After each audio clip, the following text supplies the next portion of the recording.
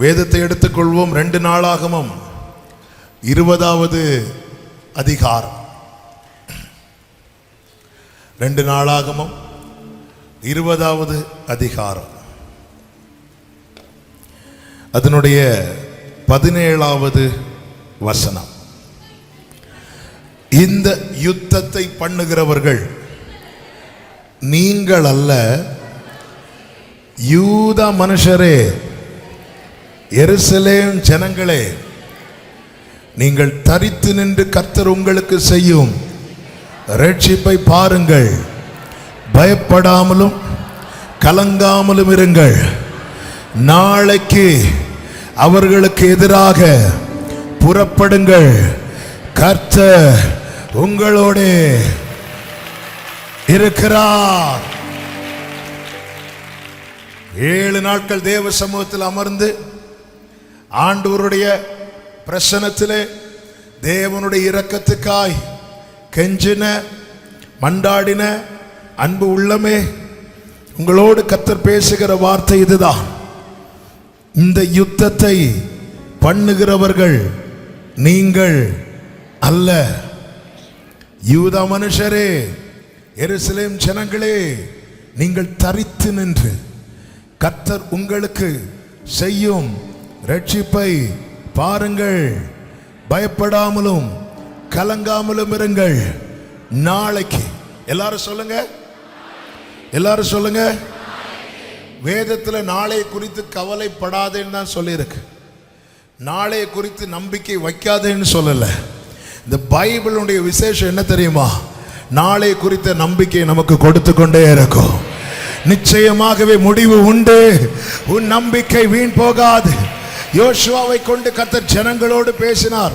இன்று உங்களை பரிசுத்தம் பண்ணிக் கொள்ளுங்கள், நாளை கர்த்தர் உங்கள் நடுவிலே அற்புதம் செய்வார். அப்படி என்றால் இந்த மாலை வேளையிலே எத்தனை பேர் நம்புறீங்க? எத்தனை பேர் விசுவாசிக்கிறீங்க? என்னுடைய நாளை நன்மையா இருக்க போகிறது, என்னுடைய நாளை ஜெயமா இருக்க போகிறது, என்னுடைய நாளை ஆசீர்வாதமா இருக்க போகிறது. ஹல்லேலூயா. சொப்பனத்தை கண்ட யோசேப்பு ஒவ்வொரு இரவும் நினைச்சு படுத்திருப்பான், நாளைக்கு என் சரித்திரம் மாறும், நாளைக்கு என் சரித்திரம் மாறும், நாளைக்கு என் சரித்திரம் மாறும். 1 வருஷம் 2 வருஷம் 3 வருஷம் நினைச்சிருப்பாருன்னு நினைக்கிறேன்.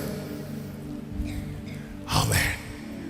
ஒரு நாள் வந்து அது யோசேப்பின் சரித்திரம் மாறுகிற நாள். அதற்கு முந்தின இரவு யோசேப்பு நினைச்சிட்டு படுத்தாரான்னு தெரியல. வாழ்க்கையில் அடித்த புயல்களை பார்த்தால் அதெல்லாம் மறந்து பல நாட்கள் மாதங்கள் ஆகிருக்கும். யோசேப்பு நினைச்சிருப்பாரு நைட்டு தூங்கும்போது, சிறைச்சாலையில் நாளைக்கு என் சரித்திரம் மாறப்போகுது. ஆமாம், சிறைச்சாலை, யோசேப்பு இன்னும் தூங்கலையா, இப்படி சொல்றவெல்லாம் நாளைக்கு என் கீழே இருக்க போறான். நினைச்சிருப்பாரா? நினைச்சிருப்பாரா? இல்லை. வேதனையை நினைச்சு, அதான் வருத்தத்தை பிள்ளை பிறந்ததுக்கு அப்புறம் தான் மறந்தான். யாரு? யோசேப்பு. அப்பா அது வரைக்கும் வருத்தத்தை நினைச்சிட்டேன். சரி, எங்கள் அப்பா கூட இல்லையே, என் சகோதரர்கள் எனக்கு இப்படி பண்ணிட்டாங்களே, இப்படி நினைச்சிட்டு படுத்தா. நல்லா கவனிங்க, ஆண்டவர் வந்து காத்திருக்க வைப்பார், ஆனால் மறக்க மாட்டார். குறித்த வேளை வந்தது. யோசேப்புக்கு அந்த இரவு சாதாரண இரவாய் தான் இருந்தது. ஆனால் பார்வோன் தலைக்குள்ளே பசுக்களை ஓட விட்டார். நமக்கு ஒரு கொசு ஓடினாலே தூக்கம் போயிடும், இது பசு ஓடுது. எலும்பு இப்படி இருக்கிறார். ஆமென். தரிசனத்தை நிறைவேற்ற தேசத்தை மாற்றுவார் ஆண்டவர். என்ன வேணாலும் செய்வார் ஆண்டவர். என் வாழ்க்கையில வார்த்தையை நிறைவேற்ற என் ஆண்டவர் என்ன வேணாலும் செய்வார். அது ராஜா ஆண்டவரே. இது அதெல்லாம் அவருக்கு ஒரு விஷயமே கிடையாது.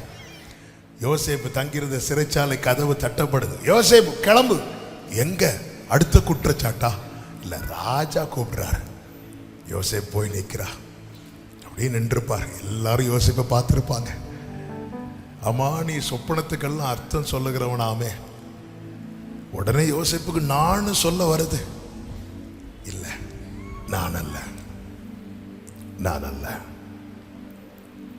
அவர் அப்படின்ட்டார். ஆமென். நாளைக்கு மோர்தேக்காய்க்கு தூக்கு மரம் ரெடி ஆயிட்டாங்க. தூக்கு மரத்தை ரெடி பண்ணிட்டாங்க. அழுதாங்களாம், புலம்புனாங்களாம், சாம்பல்ல உட்கார்றாங்க, ரெட்டு உடுத்தி கொண்டிருக்கிறாங்க. ஆமான் பார்க்கிறான், நான் நினைக்கிறதெல்லாம் நடக்குது. சில நேரத்தில் நமக்கு விரோதமா எரிச்சல் கொண்டிருக்கிறவங்க நினைக்கிறதெல்லாம் நடக்கிறது போல நம்ம லைஃப் அப்படியே இருக்கும். ஆமென். ராஜாவுக்கு நைட்டு தூக்கம் போச்சு. ஹல்லேலூயா. ஒரு நைட் ராஜாவுக்கு தூக்கம் வரல. அந்த டைரி எடுத்துட்டு வா அப்படிங்கிறார். டைரி எடுத்து வச்சு திறந்து பார்க்குறாங்க. மொர்தெகாயின் காரியம் அங்கே எழுதப்பட்டது. மொர்தெகாயின் காரியம் எப்பொழுது எழுதப்பட்டது தெரியுமா? இந்த ஆமான்கிற ஒருத்தன் சீனுக்குள்ள வர்றதுக்கு முன்னாடியே மொர்தெகாயின் காரியம் எழுதப்பட்டது. இன்னைக்கு அங்காங்கே எழும்புகிற சத்துருக்கள் உங்க வாழ்க்கைக்குள்ள வர்றதுக்கு முன்னாடியே உங்கள் காரியம் அங்கே எழுதப்பட்டிருக்கிறது. அந்த இரவு எப்படிப்பட்ட இரவு என்று மொர்தெகாய் நினைச்சிருப்பார். என்ன நடக்க போகுதோ, என்ன நடக்க போகுதோ. ராஜாவுக்கு தூக்கம் போச்சு. டைரியை ஓபன் பண்ணி பார்த்துட்டு இப்ப ராஜா கேட்கிறார், இந்த மொர்தெகாய்க்கு நம்ம ஏதாவது பண்ணணுமா, ஏதாவது செஞ்சோமா? இல்ல இல்ல. நல்ல கவனமா கேளுங்க. முன்னமே செஞ்சிருந்தா இப்போ ஒண்ணுமே செஞ்சிருக்க முடியாது. சில காரியங்களை நம்முடைய வாழ்க்கையில முன்னமே செய்யாததற்காக ஸ்தோத்திரம். ஆமென். இப்ப வாசல்ல யார் நிக்கிறா தெரியுமா? ஆமா நிக்கிறான். எதுக்கு வந்து நிக்கிறான் தெரியுமா?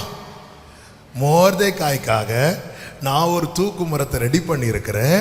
ராஜா கிட்ட இத சொல்லி அவனை என்ன செய்யணும்?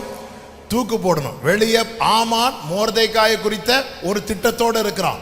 உள்ளே ராஜா மொர்தெகாயை குறித்த வேறொரு திட்டத்தோடு இருக்கிறான். அவனுக்கு என்ன பண்ணலாம்? அவனை எப்படி மேன்மைப்படுத்தலாம்? அவனை எப்படி உயர்த்தலாம்? அவரை எப்படி ஆசீர்வதிக்கலாம்? வெளியே ஆமான் என்ன திட்டத்தோடு இருக்கிறான்? அவனை எந்த டைம் தூக்கில போடலாம்? அவனை எப்படி தூக்கில போடலாம்? கண்ணை கட்டி தூக்கில போடலாமா, இல்ல அவன் குடும்பத்தை முன்னாடி நிறுத்தி தூக்கில போடலாமா? இப்படி ஆமான் திட்டம் போட்டுட்டு இருக்கிறான். உள்ள ராஜா சிங்காசனத்தில் வீற்றிருக்கிறவர் அவனை எப்படி மேன்மைப்படுத்தலாம், அவனை எப்படி கனப்படுத்தலாம்? மொர்தெகாய் வாழ்க்கையில எது நடந்துச்சு? ஆமான் போட்ட திட்டமா, ராஜா போட்ட திட்டமா? பிரியமான கர்த்தருடைய பிள்ளைகளே, நாளை குறித்து கவலைப்படாதிருங்கள். எத்தனை ஆமான்கள் உங்களுக்கு விரோதமாய் திட்டம் போட்டாலும் உங்க வாழ்க்கையில பரலோக ராஜா போட்ட திட்டமே நடக்கும். ஆமென் சொல்றவங்க நல்ல கையை தட்டி.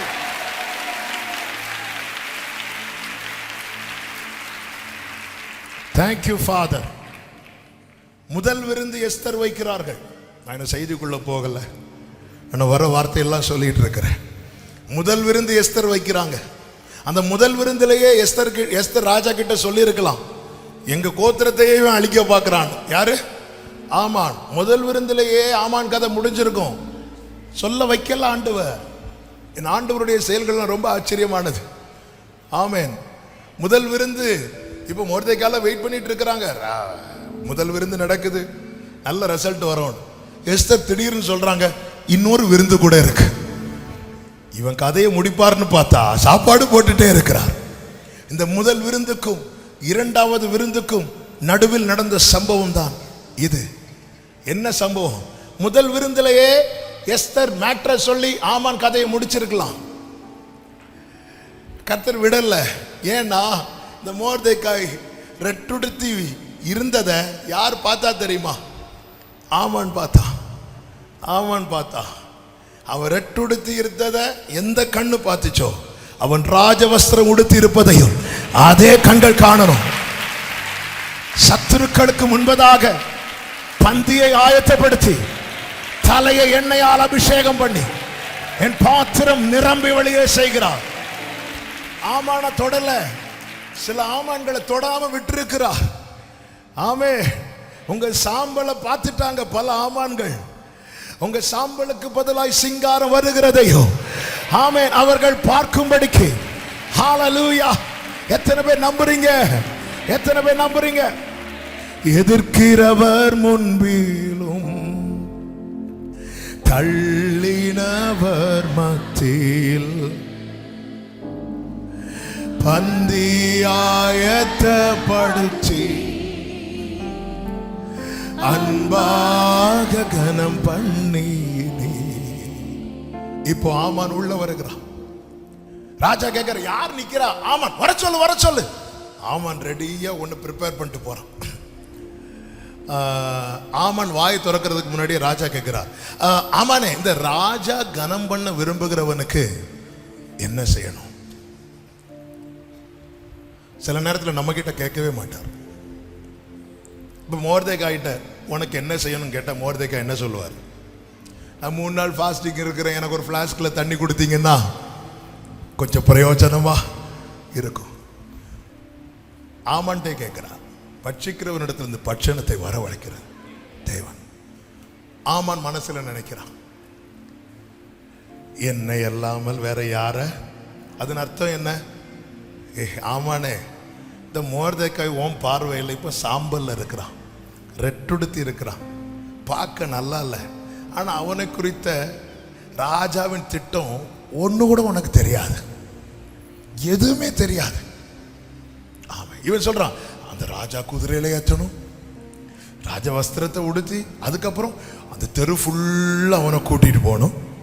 கூட்டிட்டு போய் ராஜா கனம் பண்ண விரும்புகிறவனுக்கு இப்படி செய்யப்படணும். இது நல்லா இருக்கு. ஆமான் எதை மனசுல வச்சு சொல்றான்? தன்னை மனசுல வச்சு சொல்றான். ராஜா எதை மனசுல வச்சு கேட்கிறார்? மோர்தேகாயை மனசுல வச்சு கேட்கிறார். ஆமென். இப்போ ஆமான்ட்ட சொல்றார், நீ சொன்னதுல ஒண்ணு கூட குறையாம அதோ வாசல்ல உட்கார்ந்து இருக்கிறானே அவனுக்கு பண்ணு.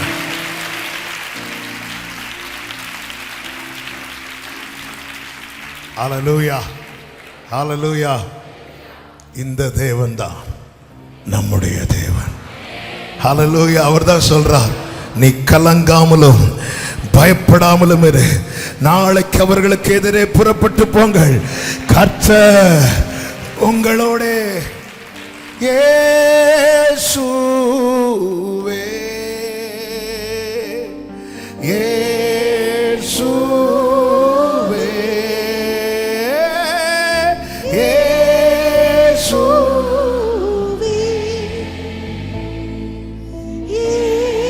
இயேசுவே. நன்றி ராஜா, நன்றி, அளவில்லாத அன்பிற்காய் அளவில் ரோத்தனரே நன்றி. ஆமென், ஆமென். இங்கே கர்த்தர் தீர்க்கதரிசி மூலமாய் சொல்லுகிற ஒரு பிரதானமான வார்த்தை உண்டு. அதை தான் இந்த மாலை வேளையில் பேசும்படி ஆக்சுவலாக இந்த செய்தி இன்று பேச நினைக்கவில்லை. ஆனால் நேற்று இரவு ஜெபத்தில் இருக்கும்போது ஆவியானவர் இந்த வார்த்தையை இருதயத்தில் கொண்டு வந்து போட்டு கொண்டிருந்தார். உடனே செய்தியெல்லாம் மாற்றியாச்சு. கர்த்தர் பேசுவாராக. இங்கே கர்த்தர் சொல்லுகிற சபைக்கு, இதை கேட்கிற ஒவ்வொருவருக்கும் சொல்ல விரும்புகிற வார்த்தை இதுதான், நீங்கள் தரித்து நின்று, நீங்கள் தரித்து நின்று. புரியும்படி சொல்லணும்னா, யோசபாத்தே நீ நின்றுதான் ஆகணும், நீ நிக்கணும், நீ நிக்கணும். யோசபாத் என்ன சொல்லுகிறா? 12வது வசனத்துல, நிற்க எங்களுக்கு பலன் இல்லை. கர்த்தர் என்ன சொல்லுகிறார்? நீ நின்னுதான் ஆகணும்.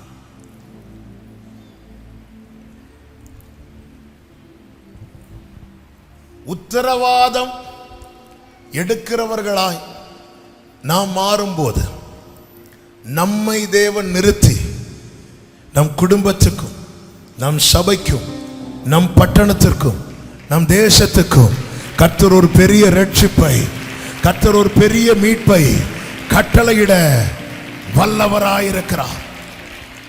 நாம் நிற்க கூடாது என்பது சத்துருவின் நோக்கம். என்னால் நிற்க முடியவில்லை என்பது என் பலவீனம்.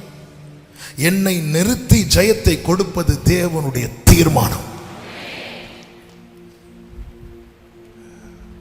யார நிக்க வச்சு ஆண்டவர் தம்முடைய காரியத்தை நடப்பிக்கணும்னு நினைக்கிறாரோ அவர்களை நிற்க விடாதிருக்க பண்ண சத்துரு என்னெல்லாம் செய்ய முடியுமோ அதையெல்லாம் செய்வோம்.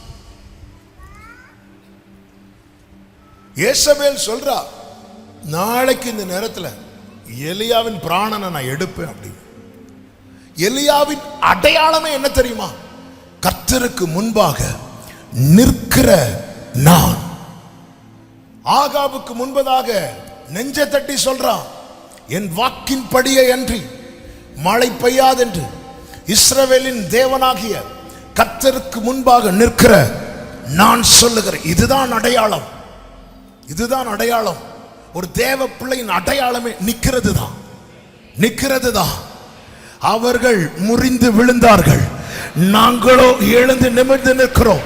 சில ரதங்களை குறித்தும் சில குதிரைகளை குறித்தும் மேன்மை பாராட்டுகிறார்கள். நாங்களோ எங்கள் தேவனாகிய கர்த்தருடைய நாமத்தை குறித்த சபையே கேள், நீ நிற்க வேண்டியது அவசியமாயிருக்கிறது. எனவேதான் வேதத்தில் ரிப்பீட்டடா வருகிற வார்த்தைகளில் ஒன்று, தளர்ந்து போன கைகளை திடப்படுத்துங்கள், தள்ளாடுகிற முழங்கால்களை பலப்படுத்துங்கள். நீ நிற்க வேண்டியது அவசியமாயிருக்கிறது. அந்த எலியா கர்த்தருடைய பர்வதத்தில் நிற்கிறவர். அவன் நின்றதுனால என்ன நடந்தது தெரியுமா? 450 பாகால் தீர்க்கதரிசிகள் அந்த கர்மேல் பர்வதத்தில் என்னெல்லாமோ செய்து பார்க்கிறாங்க. என்னை ரொம்ப ஆச்சரியப்படுத்தின காரியம் என்னவென்றால், எலியா ஒரு சேலஞ்ச் பண்றார். அக்கினியினால் உத்தரவு அருளுகிற தெய்வமே, தெய்வம் இந்த சேலஞ்ச் அவங்க அக்செப்ட் பண்றாங்க. இந்த சைடு ஒரே ஒருத்தர் நிற்கிறான், அந்த சைடு 450 பேர் நிற்கிறாங்க. அவங்க தெய்வத்தால் எது முடியும் எது முடியாது என்பது அவர்களுக்கு நல்லா தெரியும். அப்போ அவங்களுக்கு என்ன நம்பிக்கைன்னா, நம்ம எப்படியாவது என்ன வர வச்சிடலாம், அக்கினிய வர வச்சிடலாம். மோசே கோல் பாம்பா மாறிச்சு, பார்வோன் மந்திரவாதிகள் கோலும் பாம்பாதான் மாறிச்சு. மோசே தண்ணீரை இரத்தமாய் மாற்றினது போல பார்வோனுடைய மந்திரவாதிகளும் இரத்தமாக தான் மாற்றினாங்க. மோசே தவளையை வரவழைத்தது போல பார்வோனுடைய மந்திரவாதிகளும் வரவழைக்கிறாங்க. அதுக்கப்புறம் அவங்களுக்கு ஏன் முடியலைன்னா, ஆண்டவர் விரலை காட்டிட்டார். பார்வோன் வந்து சொல்றாங்க, இது தேவனுடைய விரல். அதை நான் தியானிக்கும் போது எந்த விரலை காட்டியிருப்பா? அப்புறம் தான் பார்த்தேன், ஆண்டவர் இங்கே பெரிய ஒர்க் பண்ணும்போது சின்ன சோட்டா மந்திரவாதி பாய்ஸ் எல்லாம் இங்கே வந்து நின்றுட்டு என்னெல்லாமோ பண்ணிட்டு இருக்கிறாங்க. கொஞ்ச நேரம் விட்டு பார்த்தார், அப்புறம் தொலைச்சிருவேண்டார். ஆமே, இது தேவனுடைய விரல். ஒரு விரலை காட்டினதுமே மொத்த மந்திரவாதமும் ஆஃப். அதுக்கப்புறம் அவர்களால் என்ன செய்ய கூடாமற் போயிற்று. இப்ப 450 பேர் பாகால் தீர்க்கதரிசிகள். அவங்களுக்கு நிச்சயம், நாங்க சத்தம் போட்டு எங்க தெய்வத்துக்கு செய்ய வேண்டிய யாகம், எங்க தெய்வத்துக்கு செய்ய வேண்டிய காரியத்தை செஞ்சு நாங்களும் அக்கினியை காட்டுவோம், நாங்களும் அக்கினியை காட்டுவோம். அவங்க செஞ்சாங்க, என்னெல்லாமோ செய்து பார்க்கிறாங்க, ஒரு அசைவும் இல்லை, ஒன்றும் செய்ய முடியவில்லை. இதுக்கு முன்பதாக அவர்கள் எதையெல்லாமோ வரவழைத்திருக்கலாம், ஜனங்களுக்கு முன்பதாக எதையெல்லாமோ காண்பித்திருக்கலாம். ஆனால் இப்பொழுது ஒண்ணுமே செய்ய முடியல, எதுவுமே நடக்கல. என்னெல்லாமோ யாகம் பண்ணாங்க, பலி செலுத்தினாங்க, சத்தம் போட்டாங்க, தங்கள் சரீரத்தை கீறி கொண்டார்கள்.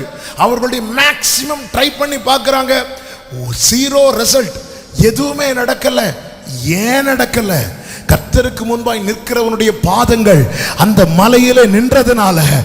ஆமென், ஆமென். பாகால் தீர்க்கதரிசிகளுடைய ஒன்றுமே எடுபடாம போயிட்டு. யேசபேல் பார்த்தா, இவன் நிற்கிறது வரைக்கும் நம்மளால ஒண்ணுமே செய்ய முடியாது. இந்த தேவ பிள்ளை வீட்டில் இருக்கிறது வரைக்கும் இந்த வீட்டுக்கு விரோதமாய் மந்திரமும் கிடையாது, இந்த வீட்டுக்கு விரோதமாய் குறி சொல்லுதலும் கிடையாது. இவன் நிற்கிறது வரைக்கும் ஒன்னும் செய்ய முடியாது. அப்ப என்ன செய்யணும்? இவனை விழத்தள்ளணும், இவனை விழத்தள்ளணும். இவன் நிற்க கூடாது.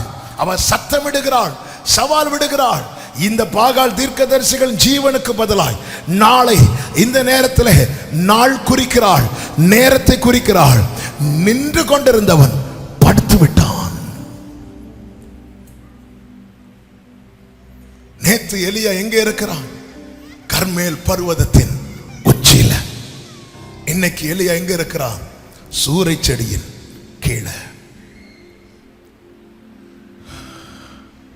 போதும் ஆண்டவரே, என்னை எடுத்துக்கொள்ளும். பாஸ்டர்ஸ் மீட்டிங்ல எல்லாம் சொல்லுகிற ஒரு வார்த்தை உண்டு. அதிகமாய் வைராக்கியமா இருக்கிறதும் ஊழியர்கள் தான். உடனே சோர்ந்து போறதும் எங்களை மாதிரி ஆட்கள் தான்.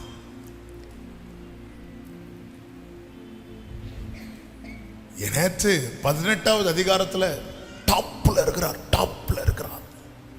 என்ன சேலஞ்ச் பண்ணிட்டு ஆகாவுக்கு கோபம் ஒரு பக்கம், அதுல மைண்ட் பண்ணாம அடுத்த அதிகாரத்தில் படுத்துட்டார்.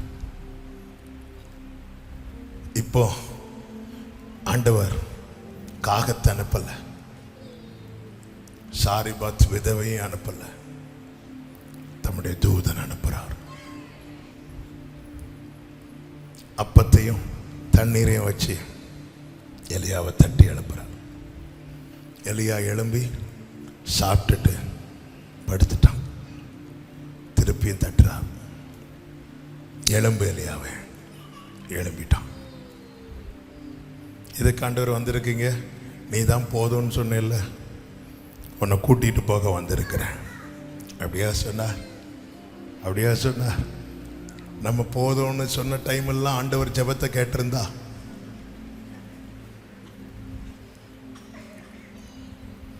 விசுவாச பாதையில் நடக்கிறவங்க வாழ்க்கையில் போதும் என்கிற சொல்லாட்டியும் அப்படி ஒரு நிலைமைக்குள்ள நம்ம வந்திருப்போம். மோசே சொன்னார், உம்முடைய கண்களில் எனக்கு கிருபை கிடைத்ததானால் என்னை எடுத்துருங்க ஆண்டவரே, போதும் ஆண்டவரே. ஏசபேல் என்ன சொல்றா? உனக்கு ஒரு நாள் தான் டைம். கர்த்தர் தூது கொண்டு வருகிறவன். ஆமென். தூதன் அனுப்பி என்ன சொல்றாரு தெரியுமா? நீ பண்ண வேண்டிய பிரயாணம் வெகு தூரம். எனக்கு ரேமா ஏசபேல் வாயில இல்ல, எனக்கு ரேமா கர்த்தர் அனுப்பின தூதனுடைய வாயில இருக்கிறது. ஆமென் சொல்லுங்க பார்க்கலாம். இப்போ 40 நாள் டிராவல் பண்ணி வந்துட்டார். டிராவல் பண்ணி வந்து குகைக்குள்ள போறார். கர்த்தர் சொல்ற, உனக்கு இங்க என்ன காரியம்? வந்து நெல்லு நெல்லு நெல்லு. இதுதான் இன்னைக்கு நம்ம கிட்ட பேசுறா. ஆண்டவரே, எனக்கு முடியல, எவ்வளவுதான், எனக்கு நிற்க பலன் இல்லை. நீ நின்னுதான் ஆகணும். நான் உனக்காக யுத்தம் பண்ணணும்னா, நான் உனக்காக இறங்கி வரணும்னா, எனக்கு இந்த பட்டணத்தில் உன்னை விட்ட வேற ஆளு கிடையாது. உன் குடும்பம் ரட்சிக்கப்படணும்னா நீ நின்னுதான் ஆகணும்.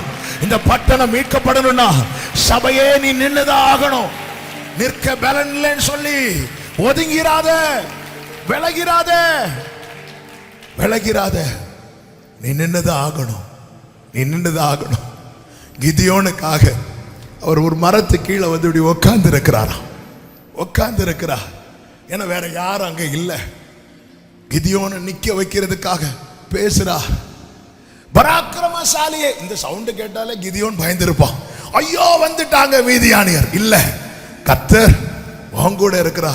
ஐயோ, நான் என் குடும்பம் ரொம்ப சின்ன குடும்பம், என் கோத்திரம் ரொம்ப சின்ன கோத்திரம், நீங்க எல்லாம் கூட இருந்தா இப்படி நடந்திருக்குமா? நான் கூட இருப்பேன். நான் கூட நிக்க வைக்கிறா. அதுக்காக உனக்கு என்ன வேணும் கிதியோனே? அடையாளத்தை காட்டணுமா? காட்டுறேன். வார்த்தையை தரணுமா? தரேன். எனக்கு ஒன்னே ஒன்று கிதியோனே, நீ நிக்கணும்.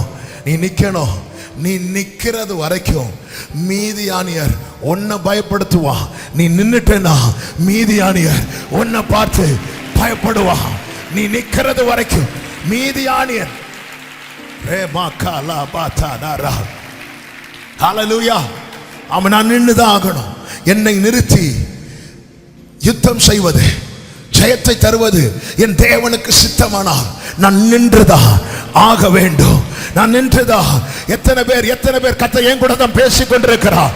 அப்படி சொல்றவங்க வலது கரத்தை உயர்த்தி நிற்க கிருபை தாரும், நிற்க கிருபை தாரும், நிற்க கிருபை தாரும், நிற்க கிருபை தாரும். அவர்தான் நிறுத்துகிறவர். பயங்கரமான குழியிலும் உளையான சேற்றிலும் இருந்து என்னை தூக்கி எடுத்து கண்மலை மேல நிறுத்தி என் அடிகளை உறுதிப்படுத்தி உறுதிப்படுத்தி உறுதிப்படுத்தி ஓரா பாக்கா மாலாரா. கர்த்தர் வார்த்தையை தந்து நம்முடைய வாழ்க்கையை கட்டி எழுப்புவது எதற்கு தெரியுமா? கண்மலை மேல கட்டப்பட்ட வீட்டை போல இருப்பதற்கு. பெருவெள்ளம் வந்து மோதி அடித்தாலும், பெரும் புயல் வீசினாலும் அதுல ஒரு செங்கல் கூட டேமேஜ் ஆகாதபடிக்கு. எனவேதான் கர்த்தர் ஊழியரை கொண்டு இந்த 7 நாட்களில் சபைக்கு தீர்க்க தரிசனமாய் உரைத்தார். விழுந்து போன தாவீதின் கூடாரத்தை திரும்ப எடுப்பிச்சு நின்னதாகணும். சபையே, நீ நின்னதாகணும். உன்னை நிறுத்தி தேவன் தம்மை வெளிப்படுத்த விரும்புகிறார். glory. ஏன் விழுந்து போன தாவீதின் கூடாரத்தை திரும்ப எடுப்பித்து நிறுத்துகிறார்? அதற்கு அடுத்து ஒரு சம்பவம் நடக்க போகிறது. என்ன சம்பவம்? அந்த கோத்திரத்திலே யூத ராஜ சிங்கம் வரப்போகிறார். Thank you Holy Spirit. நீ நின்னுதாகணும். நீங்கள் தரித்து நின்று கர்த்தர் உங்களுக்கு செய்யும் ரட்சிப்பை பாருங்கள். தாவீதோடு இருந்த பராக்கிரமசாலிகளில் ஒருவன் தான் சம்மா. 2 சாமுவேல் 23வது அதிகாரம் 11-12 வசனங்களிலே சொல்லப்பட்டிருக்கிறது. இவனுக்கு 3வது ஆகையின் குமாரனாகிய சம்மா என்னும் ஆராரியன் சிறு பயறு நிறைந்த வயலில் இருந்த இடத்திலே பெலிஸ்தியர்கள் வந்து ஏராளமா கூடுறாங்க. ஜனங்கள் பெலிஸ்தியரை கண்டதும் என்ன செய்யறாங்கன்னா, ஓடி போகிற போது இந்த சம்மா என்ன செய்கிறான் தெரியுமா? அந்த நிலத்தின் நடுவிலே நின்று அதை காப்பாற்றி பெலிஸ்தியனை. அவன் செய்த முதல் காரியம் என்ன தெரியுமா? சென்டர்ல வந்து நின்னுட்டான். ஒருத்தர் கூட இல்லை. கர்மேல் பர்வதத்தில் எலியா நிற்கும் போது ஒருவர் கூட இல்லை. சில சிச்சுவேஷன்ல நாம நிற்கும் போது நம்ம மட்டும்தான் நிற்போம். நம்ம மட்டும்தான். ஏசபேல் எலியாவை கொல்லுவேன்னு சொல்லும் போதும் இந்த எலியாவினால நன்மையை பெற்ற எத்தனை ஜனங்கள் ஒருத்தங்களாவது வந்து நின்னாங்களா? இல்ல. உனக்காக ஒருத்தரும் வரலன்னா தூதனை இறக்குவார் என் ஆண்டவர். தூதனை எனக்கு இறக்குவா. ஆமே. அப்ப எனக்காக யாரும் வராததற்காக ஆமே. ஹalleluya. ஆமே. பழைய ஏற்பாட்டில் யாக்கோபுக்கு மட்டும், இஸ்ரவேலுக்கு மட்டும் இருந்த ஆசீர்வாதம். வானம் திறக்கப்பட்டு தேவதூதர்கள் அவனிடத்திலிருந்து அவரிடத்துக்கு ஏறுகிறதும் அவரிடத்திலிருந்து அவனிடத்திற்கு இறங்குகிறதுமாய் இருந்தது. எப்பொழுது இயேசு இந்த பூமியில வந்தாரோ, நாத்தான் வேலை பார்த்து சொன்னார், இது முதல் தேவதூதர்கள் ஏறுகிறதையும் இறங்குகிறதையும் காண்பீர்கள்.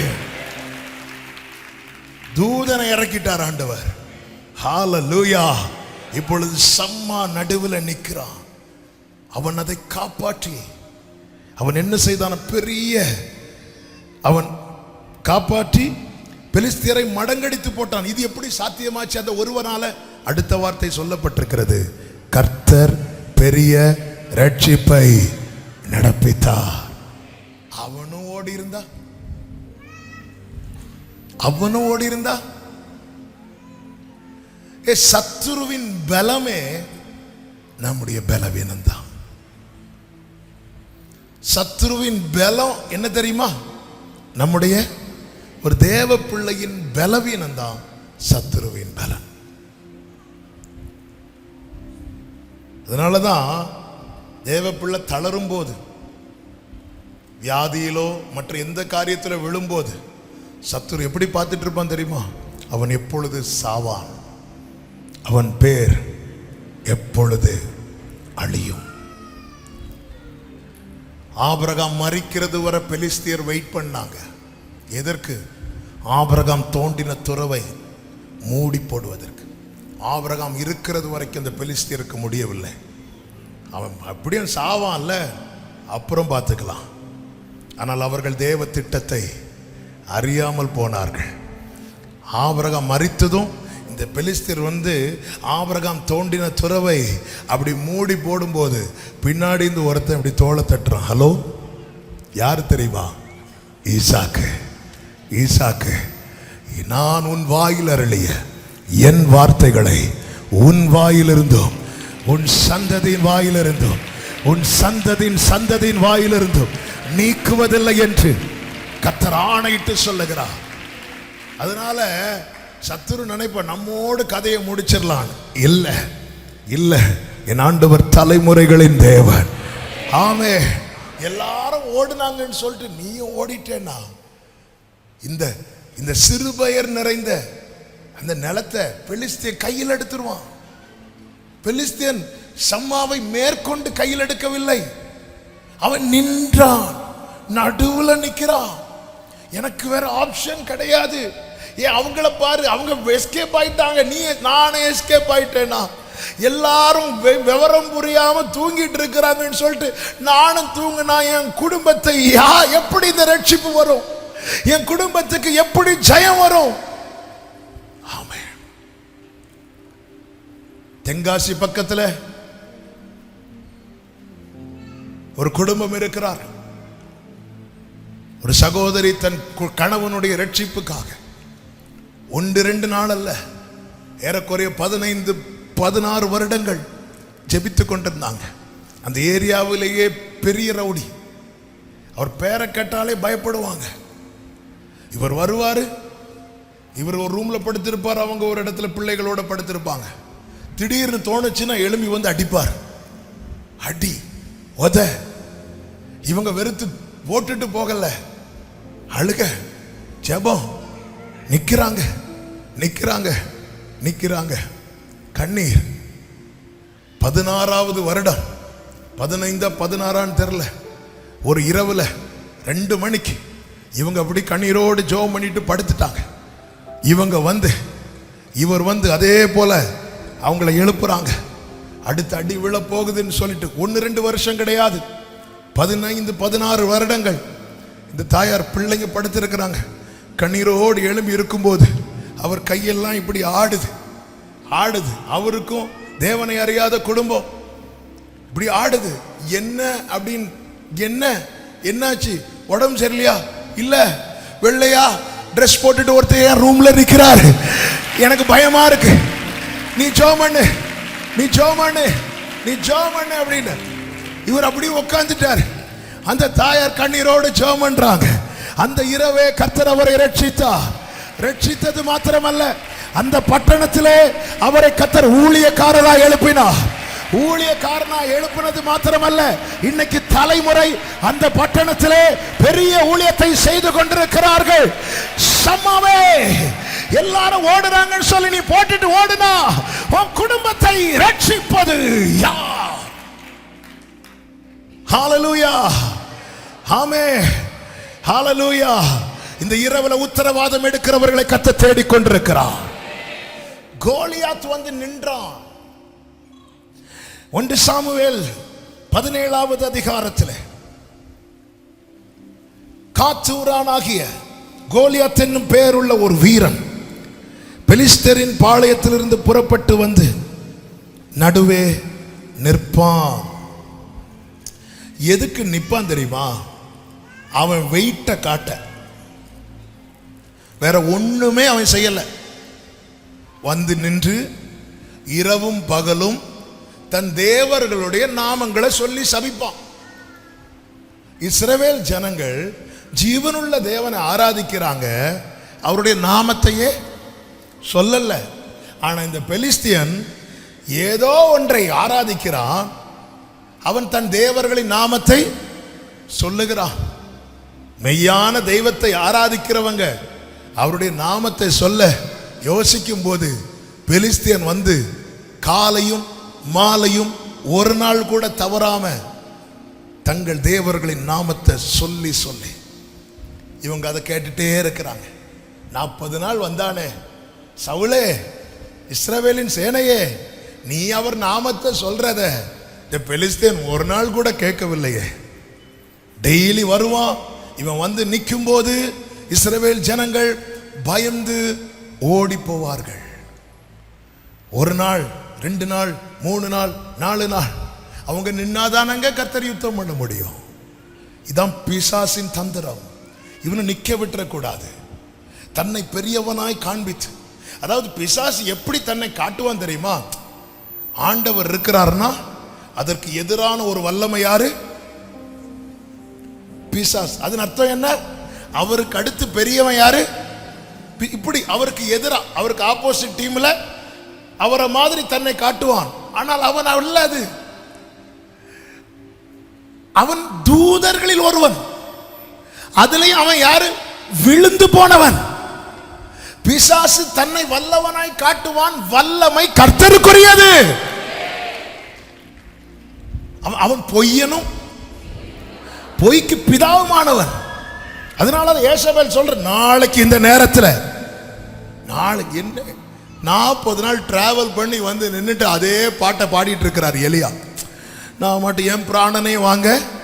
ஏய், அவன் என்னைக்கு வாங்குவேன்னு சொன்னவன் பிராணனை? நாளைக்கு. அந்த நாளை முடிஞ்சு என்னாச்சு? இன்னும் அவருக்கு மைண்டில் என்னதான் ஓடிட்டு இருக்கு? சில கடையில் எழுதி போட்டிருப்பாங்க தெரியுமா, இன்று கடன் நாளை ரொக்கம். நாளைக்கு ரொக்கம்னு வந்து பார்த்தா அதே டைலாக் தான் இருக்கும், இன்று கடன். அவ உன்னை கொல்லுவேன், உன் கதை முடியும்னு சொல்லி இப்போ 39 நாள் தாண்டி விட்டது. அவள் குறித்த நாளை தாண்டி 39 நாட்கள் வாழ்ந்து கொண்டிருக்கிறாய். இப்பொழுதாவது உனக்கு தெரிய வேண்டாமா, உன் காலங்கள் ஏசபேலின் கரத்தில் அல்ல, உன் காலங்கள் கர்த்தருடைய கரத்தில் இருக்கிறது. ஆமென். இந்த சவுலின் சேனையில் இருக்கிறவங்க எல்லாம் பயந்தவங்க கிடையாது. 1 சாமுவேல் 14:52 சொல்லப்பட்டிருக்கிறது, சவுல் ஒரு பராக்கிரமசாலியாகிலும் ஒரு பலசாலியாகிலும் காணும்போது அவர்கள் எல்லாரையும் தன்னிடமாக சேர்த்து கொள்வான். அப்ப கூட இருக்கிறதெல்லாம் யாரு? பராக்கிரமசாலிகள், பலசாலிகள். அப்படி இருந்தும் பட்டயத்தோடு நிற்கிற கோலியாத்தை பார்த்து இந்த ஜனங்கள் ஓடுவதற்கு காரணம் என்ன?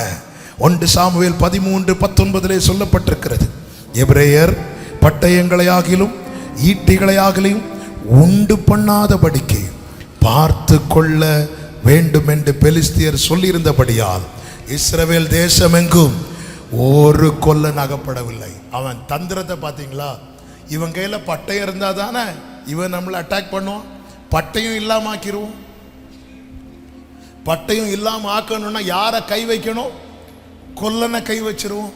அவன் தானே பட்டயத்தை உண்டு பண்ணுவான். எதுங்க பட்டயம்? வசனமே பட்டயம். இந்த வசனம் என்னும் பட்டயம் கொடுக்கிற கொல்லனை தூக்கிடுவோம். ஊழியனுக்கு பலவீனத்தை கொடுத்துருவோம். அவனை இல்லாமல் போக பண்ணிடுவோம். அவன் இருந்தாதானே வசனம் கொடுப்பான். அவன் இருந்தாதானே இவங்க ஜனங்க கையில பட்டயம் இருக்கும்.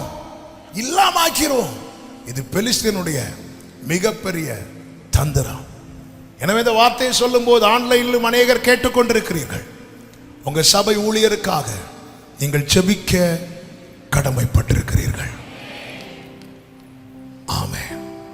ஹல்லேலூயா. பவுல் சபைக்கு நிருபம் எழுதும் போது என்ன சொல்லி எழுதுகிறார் தெரியுமா? திருவசனம் செல்லும்படியான வாசல் எங்களுக்காய் திறக்கும்படிக்கு ஜெபம் பண்ணிக்கோங்க. அதாவது அதன் அர்த்தம் என்ன? எங்க கிட்ட இருந்து வசனம் ஸ்டாப் ஆயிடக்கூடாது, ஸ்டாப் ஆயிடக்கூடாது. பவுல் சபைக்கு அதை விண்ணப்பமாகவே எழுதி கொடுக்கிறார். ஆமே. என கேட்கிற ஒவ்வொரு ஆங்காங்கே இருந்து கேட்கிற நீங்க கர்த்தர் உங்களை எந்த சபையில இணைத்து இருக்கிறாரோ அந்த சபை போதகருக்காக உத்தரவாதம் பண்ண கடமைப்பட்டிருக்கிறீங்க. காரணம், ஒரு நாள் வரப்போகிறது, வசனம் கேட்கக்கூடாத பஞ்ச காலம் வரப்போகிறது. அன்னைக்கு ஜனங்கள் அலைவார்களாம், தண்ணீருக்காக அல்ல, ஆகாரத்துக்காக அல்ல. ஐயோ வசனம் இல்லையே, பிரசங்கம் இருக்கும், ரேமா இருக்காது. கொல்லனை அழிக்கணும், கொல்லானை இல்லாம போக பண்ணணும். அவங்க பிளான் சக்சஸ் ஆகி இப்போ என்ன ஆகுது தெரியுமா? அந்த 13 கடைசியில் சொல்லப்பட்டிருக்கிறது, யுத்த நாள் வந்தபோது சவுலுக்கும் அவன் குமாரனாகிய யோனத்தானுக்குமே அன்றி சவுலோடும் யோனத்தானோடும் இருக்கிற ஜனங்களில் ஒருவர் கையிலும் பட்டயமும் உன்கிட்ட ஒண்ணு இல்லைன்னா அது யார்கிட்ட இருக்கு தெரியுமா? கோலியாத் கையில் இருக்கிறது. அவன் எதோடு வருகிறான்? பட்டயத்தோடும் ஈட்டியோடும் வருகிறான். எப்படிங்க இருக்கும்? நமக்கு வர வேண்டிய ப்ரொமோஷனை ஒருத்தங்க தட்டி பறித்து நாளைக்கு நாம இருக்க வேண்டிய சேர்ல அவங்க உட்கார்ந்து இருந்து நம்மளை பார்த்து சிரிக்கிறாங்கன்னா அந்த வலி இருக்கு தெரியுமா? ஆமென். இப்பொழுது கர்த்தருடைய வைராக்கியம், அவர் சீயோனுக்காக வைராக்கியம் கொள்ளுகிறவர். என் பிள்ளை கையில இல்லாம ஆக்கிட்டு நீ அதை வச்சு அப்படியே வந்து நிக்கிறான். டெய்லி வந்து நிப்பானாம், வேற ஒண்ணு செய்யல, தன் தேவர்களுடைய நாமங்களை சொல்லுகிறான். அவன் கையில பட்டயம் ஈட்டி. அவன் அதுவரை ஏன் வந்து நிக்கல? அதுவரை அவனுடைய நோக்கம் என்ன தெரியுமா? இன்னைக்கு ஒரு பிரச்சனையே இல்லையே அப்படின்னு இருக்கும் போது அவன் இன்னொரு பிளான் பண்ணிட்டு இருக்கிறான். இவன் கையில, அதாவது என்னை வசனமற்றவனாய் பார்க்கணும். என்னை வசனமற்றவனாய் ஆக்கினா நான் விசனமுள்ளவனாகி விடுவேன். கவலை பயங்கள் எல்லாமே என்னை தொற்றிக்கொள்ளும். இது அவனுக்கு நல்லா தெரியும். என் கையில வசனம் இருந்துச்சுன்னா நான் வந்து வெட்ட கூட வேண்டாம். மீதியானியர் பாளையத்தில் ஒரு சத்தம் எழும்பினாலே போதும். என்ன? கர்த்தருடைய பட்டயம், கிதியோனின் பட்டயம், கர்த்தருடைய பட்டயம். அவருடைய வாயிலே இருபுறமும் கருக்குள்ள பட்டயம் புறப்படும். அதுதான் கர்த்தருடைய வசனம். எல்லாரும் பைபிளை உயர்த்தி சத்தமா சொல்லுங்க, கர்த்தருடைய பட்டயம் என்னுடைய பட்டயம். வசனம் இல்லாதவன் ஆக்கிரணும். இதுதான் அவனுடைய தந்திரம். இப்போ பட்டயம் இல்ல, ஈட்டி இல்ல. பட்டயம் இல்லாம ஈட்டி இல்லாம அணிவகுத்து நின்று என்ன பிரயோஜனம்? என் கையில இல்லாம ஆக்கிட்டு ஆமென் அவன் கையில கொண்டு வந்து நிற்கிறான். ஆண்டவருக்கு தாங்க முடியல. என்ன இந்த ஜனங்க நின்னாதானே நான் ஜெயத்தை கொடுக்க முடியும். இவங்க இப்படி ஓடிட்டு இருந்தா என்னால எப்படி வெற்றியை கொடுக்க முடியும்? ஆண்டவர் பார்த்தா 40 நாள் வெயிட் பண்ணார். ஒருவனாகிலும் நிற்பானா? ஒருவனும் இல்லை. அவன் மட்டும் வந்து நிற்கிறான். தன் தேவர்களுடைய நாமத்தை சொல்லி சொல்லி வந்து நிற்கிறான். ஹல்லேலூயா. அவன் தேவர்களுடைய நாமம். அவன் தேவர்கள் யாரு? பெலிஸ்தியரின் தேவர்கள் யாரு? யோசுவா 13:3 சொல்லப்பட்டிருக்கிறது. காசா, அஸ்தோத், அஸ்கலோன், காத், எக்ரோன். 5 தேவர்கள். காசா, அஸ்தோத், அக்லோன், காத், எக்ரோன். எதுக்கு இதை சொல்றேன்னு இப்போ உங்களுக்கு தெரிய வரும். இப்பொழுது பார்த்தா இவர்கள் எல்லாம் நம்பி பிரயோஜனம் இல்லை. அவர் அப்படியே பார்வையை யார் பக்கம் திருப்பினார் தெரியுமா? தாம் அபிஷேகித்த ஆமென் தாவீதின் பக்கம் திருப்பினார். ஆமென். இப்பொழுது ஈசாயை கொண்டு தாவீதை அனுப்புறார். ஈசாய்க்குள்ள தாவீதை குறித்த திட்டம் கிடையாது. ஈசாய் அனுப்பினது சகோதரர்களுக்கு சாப்பாடை கொண்டு கொடு. ஆமென். நம்ம குடும்பத்தினர் நம்மை அணுகுகிற முறையெல்லாம் சிம்பிளா தான் இருக்கும், சாதாரணமா தான் இருக்கும். ஈசாக்குள்ள தாவீதை குறித்த திட்டம் கிடையாது. ஆனால் தேவனுக்குள்ளே அழைத்தவருக்குள்ளே தாவீதை குறித்த திட்டம் இருக்கிறது. இப்பொழுது தாவீது ஆகாரத்தை எடுத்துக்கொண்டு யுத்த களத்துக்கு போனான். அபிஷேகம் உள்ளவன் தான் எடுத்து வைக்கிற ஒவ்வொரு ஸ்டெப்பிலும் தேவ திட்டம் இருக்கிறது என்பதை நம்புவான். தன் வாழ்க்கையில் நடக்கிற ஒவ்வொரு காரியத்திலும் தேவ திட்டம் இருக்கிறது என்பதை நம்புவான். அது ஜெயம் கிடைக்கும் போது மாத்திரமல்ல, ஸ்திரீகள் புகழும் போது மாத்திரமல்ல, சீமை கற்களை தூக்கி எறியும் போது கர்த்தர் அனுமதித்திருக்கிறார். இதுக்கு எனக்கு பின்னாட்களிலே பலனாய் மாறும் என்று. ஸ்திரீகள் சவுல் கொன்றது 1000, தாவீது கொன்றது 10000 என்று ஒரு புகழ்ச்சியில மட்டுமல்ல, என் மேல ஒருத்தன் கல்லறிந்தா கூட அதுல தேவ திட்டம் இருக்கிறது. ஹல்லேலூயா. ஆமென் சொல்லுங்க பார்க்கலாம். இப்பொழுது தாவீது உள்ள என்றாகிறார். என்றாகும் போது கோலியாத் வந்து நிற்கிறான். கோலியாத் வந்து நிற்கும் போது இவங்க எல்லாம் ஓடுறாங்க. தாவீது அவன் சொல்றத கேட்கிறான். இங்க ஜனங்கள் பேசுறத கேட்கிறாங்க. இவனை மட்டும் கொன்னுட்டா சவுல் இப்படி மேன்மைப்படுத்துவா, தன் மகளை கல்யாணம் பண்ணி கொடுப்பார். இப்படிலாம் பேசும்போது தான் கொண்டு வந்த ஆகாரத்தை கொடுத்து விட்டு வந்து நிற்கிறான். இவனை கொல்றவனுக்கு என்ன கிடைக்கும்? ஆமென். நான் ட்ரை பண்ணட்டான்னு கேட்கல,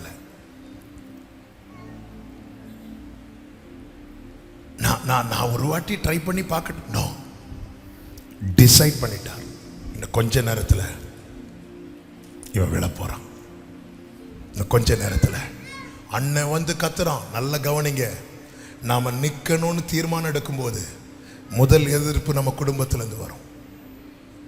நீ அகங்காரம் உள்ளவன், அந்த கொஞ்சம் ஆட்டை விட்டுட்டு வந்துட்ட, உன் திமிரு உன் அகங்காரம்லாம் தெரியும். உடனே தாவீது சொல்லுகிறான், தான் வந்ததற்கு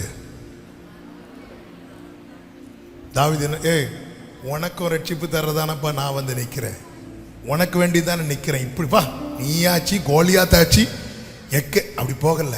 எனக்கு தாவீதுக்கு தெரியும், நான் போயிட்டேன்னா அடுத்த 40 நாள் வந்து நிற்பான்.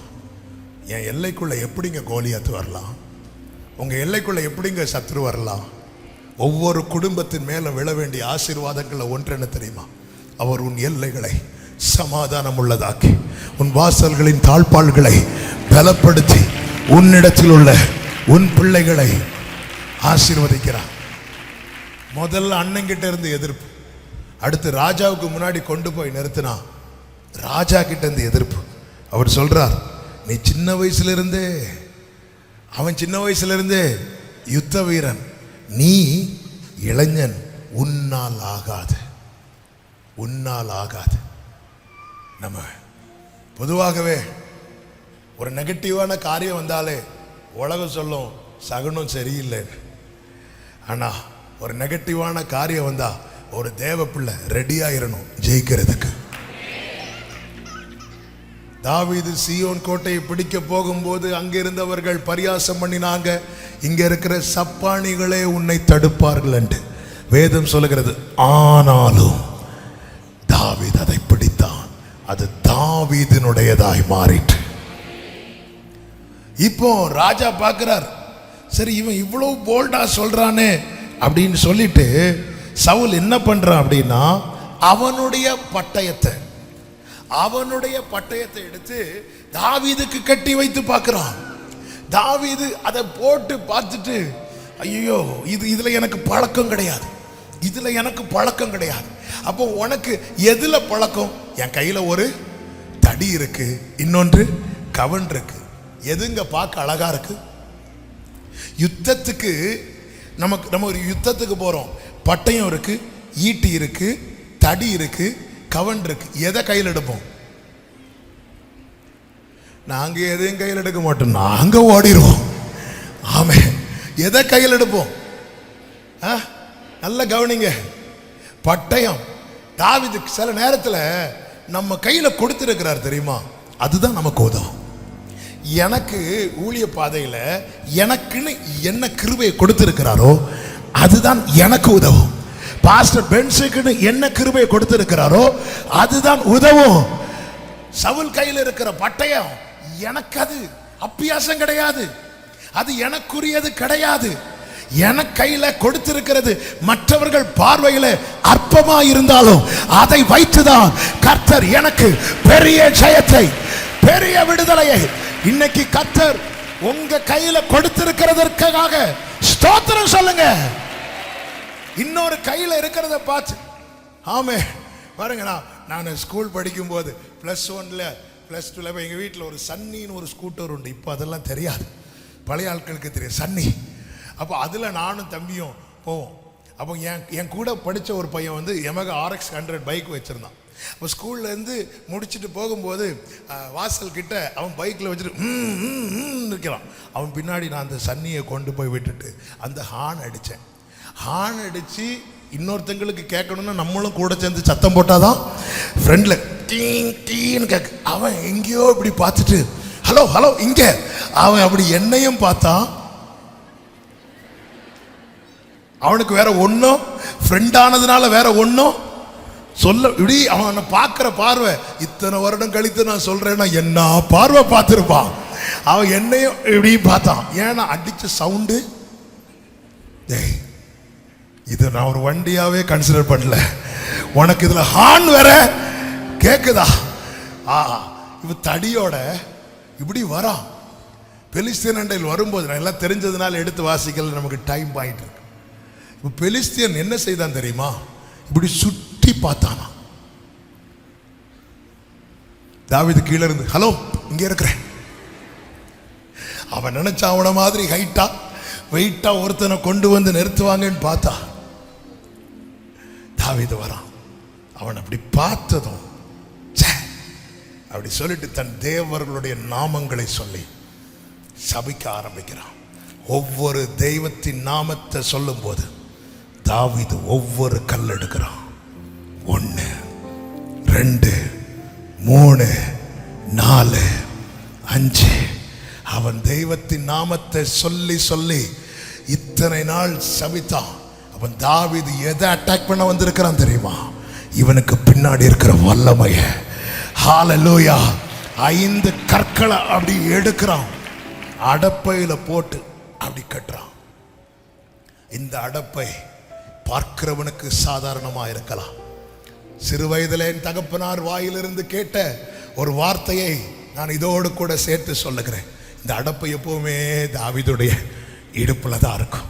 இந்த அபிஷேக தைலம் கொம்புல, குப்பிலேனாலாவது கொஞ்சம், கொம்புல இருக்கிற தைலம் ஊத்துனா அது அப்படியே வடியும். அது வடிஞ்சு வடிஞ்சு வடிஞ்சு வடிஞ்சு அதுல ஒரு டிராப்பாவது எங்க விழுந்திருக்கும் தெரியுமா? இந்த அடப்பைக்குள்ள. சபையே, அபிஷேகம் பெற்ற தேவ ஜனமே, உன் கையில் இருக்கிற எல்லாவற்றின் மேலும் உன் மேல ஊட்டப்பட்ட அபிஷேகத்தின் தாக்கம் உண்டு. உன் மேல வைக்கப்பட்ட அபிஷேகத்தின் தாக்கம் உண்டு. அது மற்றவர்கள் பார்வையில ரொம்ப சாதாரணமானது, ஆனால் அதற்குள்ளிருந்து புறப்படுகிறது எதிரியை வீழ்த்தும். உன் முழங்காலுக்கு அபிஷேகம் இருக்கிறது, உன் கையெடுப்புக்கு அபிஷேகம் இருக்கிறது, உன் ஸ்தோத்திரத்தில் அபிஷேகம் இருக்கிறது, உன் விசுவாச அறிக்கையில் அபிஷேகம் இருக்கிறது.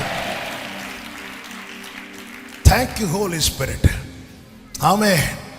இப்பொழுது அவன் நிற்கிறான். ஃபர்ஸ்டா அந்த யுத்த காலத்தில் அவருடைய நாமம் உயர்த்தப்படுகிறது. ஆமே, நீ பட்டயத்தோடு ஈட்டியோடு வருகிறாய், நானோ நீ நிந்தித்த இஸ்ரவேலின் சேனைகளுடைய கர்த்தருடைய நாமத்திலே வருகிறேன். ஓ, thank you Holy Spirit. ஆமே, ஹல்லேலூயா. சர்ச்சில் கொடுத்த ஒரு வார்த்தை இப்போ நான் அது நினைவில் வரதுனால ரிப்பீட் பண்றேன். ஏய், நீ 5 தேவர்களுடைய நாமத்தை சொல்ற. அப்படி சொன்னதுக்கு அப்புறமும் உனக்கு ஒரு ஹெல்மெட் தேவைப்படுது, உனக்கு ஒரு மார்க்கவசம் தேவைப்படுது, உனக்கு ஷூஸ் தேவைப்படுது. ஏன்? அதான் உன் தேவர்களை நாமத்தை சொன்னேன்ல. அப்படி இருக்கும்போது நீ உன்னை பாதுகாக்க இவ்வளவு தேவைப்படுது. இங்க பாரு, என் கையில கேடகம் கிடையாது, பட்டயம் கிடையாது, ஆனா அவருடைய நாமம் எனக்கு பலத்த துருகம். அவருடைய நாமம் எனக்கு. ஹல்லேலூயா. சத்தமா ஜீசஸ் சொல்லுங்க பார்க்கலாம். இந்த நாமத்தை 40 நாள் சொல்ல விடாம ஆக்கிட்டான்ல பிலிஸ்தியன். நாமத்தை சொல்றோமா? அந்த நாமத்தில் ரட்சிப்பு இருக்கிறது, அந்த நாமத்தில் விடுதலை இருக்கிறது. தாவீது வந்து அடுத்த 40 நாள் நிக்கல, தாவீது வந்து நின்றான். கோலியாத் விழுந்தான். சில ரதங்களை குறித்தும் குதிரைகளை குறித்தும் மேன்மை பாராட்டுவார்கள். நாங்களோ எங்கள் தேவனாகிய கர்த்தருடைய நாமத்தை குறித்தே அவர்கள் நாங்கள். இப்போ இஸ்ரவேலின் சேனை இதுவரை படுத்து இருக்குது. ரதங்களை குறித்து குதிரைகளை குறித்து மேன்மை பாராட்டும் போது அவங்க நிமிர்ந்து நிற்கிறாங்க.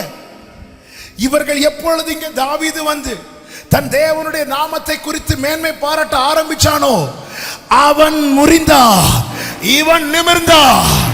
உங்க வாழ்க்கையில சத்துரு நிமிர்ந்து நிற்காதபடிக்கு கர்த்தரின் நாமத்தை குறித்து அபிஷேகம் பெற்றவங்க அந்நிய பாஷையில கர்த்தர் யுத்தம் பண்ணுகிறார். இங்க நீங்க துதிக்கும் போது உங்களுக்காக எங்க ஒரு இடத்துல யுத்தம் நடக்கிறது. இங்க நீங்க ஜெபிக்கும் போது உங்களுக்காக யுத்தம் நடக்கிறது. இங்க ஒரு நாமத்தை உயர்த்தும் போது வான மண்டலங்களிலே இதோ சத்துரு மின்னலை போல விழுகிறார். கர்த்தர் யுத்தம் பண்ணுகிறார். ஷலமகரோ. Thank you Holy Spirit. 5 கல் எடுக்கிறார், 5 கல் எடுக்கிறார், 5 கல் எடுக்கிறார். ஹல்லேலூயா. ஆண்டவர் தாவீதுக்கு சத்துருவின் பலவீனத்தை காட்டி கொடுக்கிறார். அங்கடி அங்கடி ஒரு கல் எடுக்கிறார், கவன்ல வைக்கிறார், ஓங்கி அடிக்கிறார். குறி தப்பல, ஒரே அடி, கோலியாத் அவுட். ஒரு கல்லால இவ்வளோ பெரிய மனுஷன் விழ முடியுமா? ஒரு கல்லு பட்டு ஒருத்தன் விழணும்னா அவனை விழத்தள்ளுகிற ஃபோர்ஸ்ல அந்த கல்லு போய் படணும். அந்த அளவுக்கு ஃபோர்ஸ்ல அடிக்கிற அளவுக்கு தாவீதின் கை ஸ்ட்ரெங்தா இல்லை. அவன் ஆடு மேய்க்கிறவன், அவன் கைக்கு பட்டயம் இல்லை. பட்டயத்தை எடுத்து அந்த ட்ரெஸ்ஸை போட்டுட்டு கூட நடக்க முடியல. ஆனா இது எப்படி சாத்தியாச்சு? இது எப்படி சாத்தியாச்சு? கர்த்தர் தாவீதை அழைக்கும் போதே என்ன சொல்லி அழைத்தார் தெரியுமா?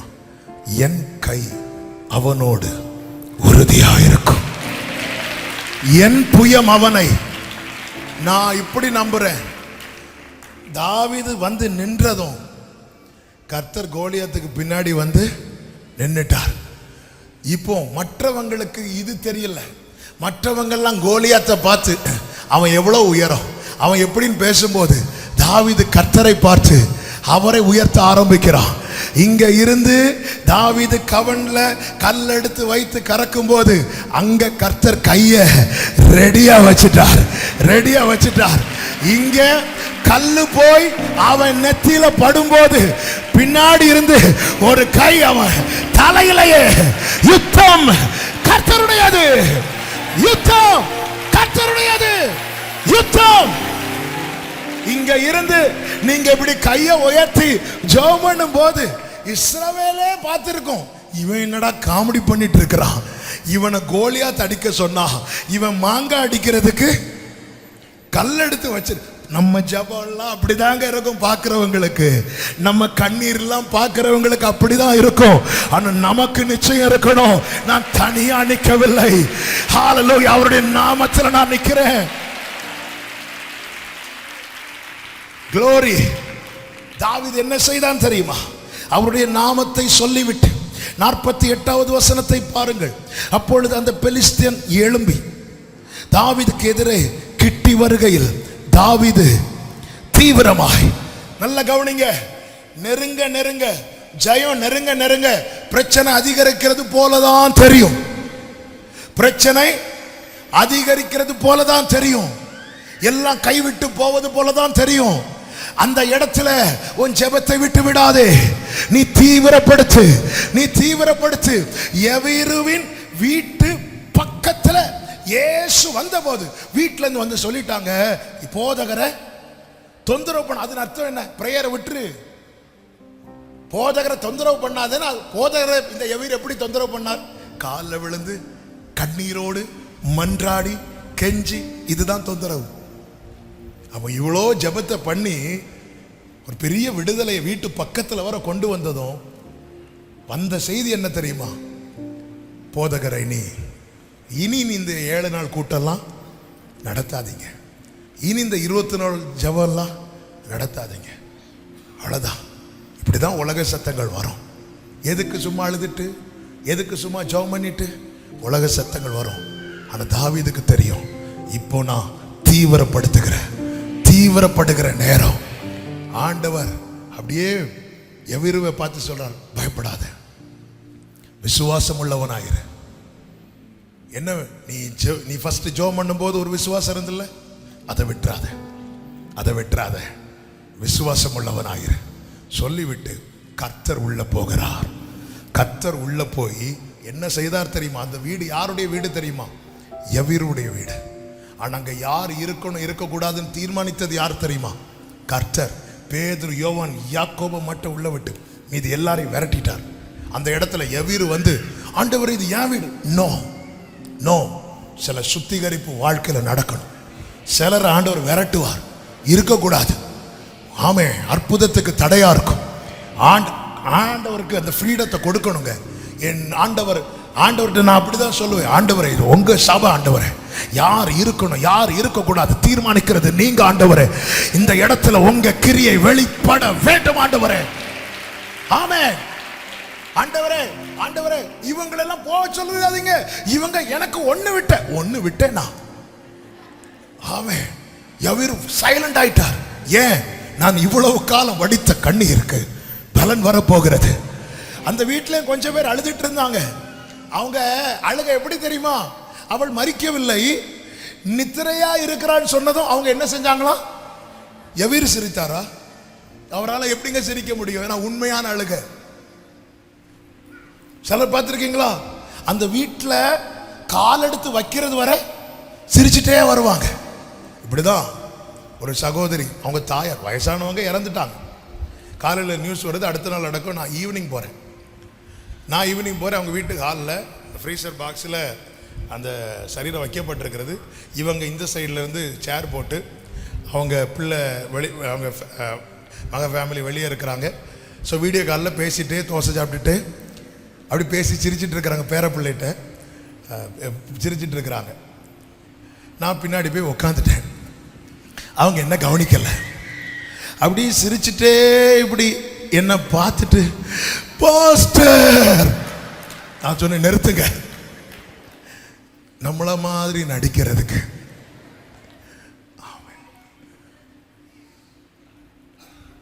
ஆனா எவரும் சிரிக்கல. ஏன்னா அந்த கண்ணீர் அது இங்கே உடஞ்சு வந்தது. ஆண்டவர் பார்த்தார், இனி நான் கிரியை செய்யணும்னா எவருவே இந்த இடத்துல எனக்கு நீ ரைட்ஸ் கொடுக்கணும். எஸ், அவ்வளவுதான். கர்த்தர் வந்து நிற்பார். நிறைய பெலிஸ்தீன் நெருங்குவான், தடுப்பான். பிரேயர்ல தான் கை வைப்பான். பைபிள் ஸ்காலர்ஸ் இப்படி சொல்றாங்க, prayer is the telecommunication centre. ரெண்டு நாட்டுக்கு இடையில யுத்தம் வரும்போது ஃபர்ஸ்ட் குண்டு எங்க போடுவாங்க தெரியுமா? இந்த கம்யூனிகேஷன், இந்த தொலை தொடர்பு இயக்கம் அங்கதான் போடுவாங்க. ஏன்னா இன்ஃபர்மேஷன் பாஸ் ஆயிடக்கூடாது. அண்டை நாடுகளுக்கும் நட்பு நாடுகளுக்கும் இவங்க நியூஸை கொடுத்துடக்கூடாது. இவங்க யுத்தத்துக்கு வராங்க, அங்கதான் பாம்பு போடுவாங்க. பாம்பு போட்டு அந்த அந்த அந்த அந்த லைனை கட் பண்ணிட்டு அட்டாக் பண்ணுவாங்க. இங்க என்ன நடக்குதுன்னு தெரியாது. குறிப்பிட்ட சில மாநிலங்கள் எல்லாம் நெட்டெல்லாம் கட் பண்ணிட்டாங்க. எதுக்கு தெரியுமா? அங்குள்ள இன்ஃபர்மேஷன் பாஸ் ஆயிடக்கூடாது, தெரிஞ்சிடக்கூடாது. தெரிஞ்சா பிரச்சனை ஆயிரும். இதுதான் சாத்தான் பண்ணுவான். நல்லா ஜெபம் பண்ணிட்டு இருப்போம், எல்லா ஜெபத்துக்கும் வருவோம். இப்ப மனசு வர மாட்டேங்குது. ஏன்னா பெலிஸ்தீன் நெருங்கிட்டான். பெலிஸ்தீன் நெருங்கிட்டானாலே ஜெயம் நெருங்கிட்டுன்னு அர்த்தங்க. மார்க் 9 எடுக்க வேண்டாம். ஒரு ஒரு ஒரு ஒரு வாலிபனை தகப்பன் கொண்டு வருகிறான். சீஷர்கள் இடத்துல கொண்டு வந்து முடியல. இயேசு கிட்ட வந்தாச்சு. இயேசு கேட்கிறார், எவ்வளவு நாளா இந்த பிரச்சனை இருக்கு? அவர் சொல்ற, அநேக நாளா இருக்கு. உடனே அவனை விட்டு போன்னு கட்டளை இட்டதும் அது அவனை அலைக்கழித்தது. பைபிள் எப்படி இருக்கும் தெரியுமா? அவன் செத்தவனை போல பார்க்கிறதுக்கு இப்படிதான் இருக்கும். ஆனா இயேசு என்ன செய்தார் தெரியுமா? கையை பிடித்து தூக்கி விட்டார். சில நேரத்தில் நடக்கிறது அவ்வளவுதான். இவன் கதை இவ்வளவு நேரமாவது சத்தம் போட்டுட்டாவது இருந்தான். இப்போ எப்படி ஆயிட்டான்? செத்தவனை போல. அவ்வளவுதான். அவன் செத்துட்டான்னு சொல்றது அளவுக்கு மாறிட்டான். ஆனா அவன் சாகல. அவனுக்கு அங்க என்ன கிடைச்சு தெரியுமா? விடுதலை கிடைச்சது. ஆமென். இப்பொழுது தாவீது நெருங்குகிறான்.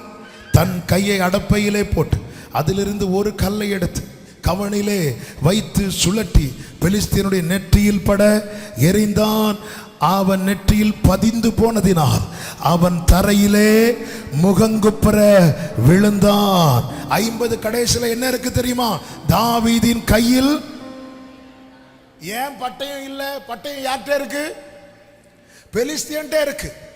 தாவீது ஜெயித்துட்டு செய்த முதல் காரியம் என்ன தெரியுமா? 51வது வசனம். ஆகையால் தாவீது பெலிஸ்தியன் அண்டையில் ஓடி அவன் மேல் நின்று அவன் பட்டயத்தை, கைகளை உயர்த்தி ஆமென் சொல்றங்க பார்க்கலாம். உங்க கிட்ட இருந்து நஷ்டப்படுத்தி அதை தன் கையில் வைத்துக் கொண்டிருக்கிற சத்துருவின் கையில் இருக்கிற உங்கள் நன்மைகளை எடுக்கிற டைம் வந்து விட்டது. எடுக்கிற நேரம் வந்து விட்டது. நாளை நீ புறப்பட்டு போ. உன் கையில இல்லாமல் ஆக்கி பலவான் கையில் இருந்து கொள்ளை பொருளை பறிக்க முடியுமோ? கர்த்தர் சொல்ற, நீ நில்லு, நான் செய்யறேன். இஸ்ரவேல் கையில பட்டயம் இல்லாம ஆக்கி அதை இவன் கையில வச்சு ஆமே ஒருத்தன் நின்னுட்டானா, தேவ பிள்ளை நின்னுட்டா, யுத்தம் சிம்பிளா முடிஞ்சிடும். யுத்தம் முடிஞ்சிடும். நமக்கு நிக்கதான் முடியல. ஒரு புறம் பயம், இன்னொரு புறம் என்கிட்ட அது இல்லையே, இன்னொரு புறம் என்னால முடியுமா, இன்னொரு புறம் அவனுடைய வல்லமையை பார்க்கிறோம். உலகத்தில் இருப்பவனிலும் உங்களுக்குள்ளே இருக்கிறவர்.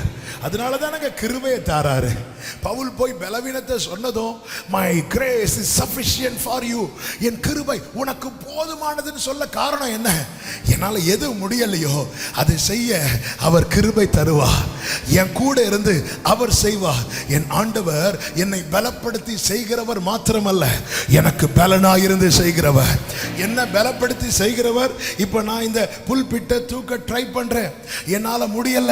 அப்ப அவர் என்ன பண்றார் அப்படின்னா, என்னை பலப்படுத்துறார்.